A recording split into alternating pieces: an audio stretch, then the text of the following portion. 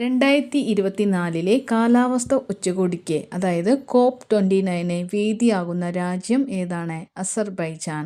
അസർബൈജാനിലെ ബാക്കുവിൽ വെച്ചാണ് കേട്ടോ. ബംഗ്ലാദേശിൻ്റെ പ്രധാനമന്ത്രിയായി 5ാം തവണയും അധികാരത്തിലെത്തിയ വനിത ആരാണ്? ഷെയ്ഖ് ഹസീന.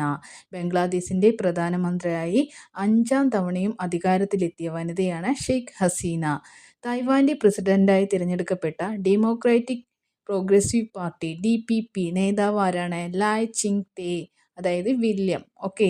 അടുത്തിടെ അന്തരിച്ച കളിക്കാരനായും പരിശീലകനായും ഫുട്ബോൾ ലോകകപ്പ് നേടിയ ആദ്യ താരമാണ് മാരിയോ സഗാലോ. എന്താണ്? മാരിയോ സഗാലോ.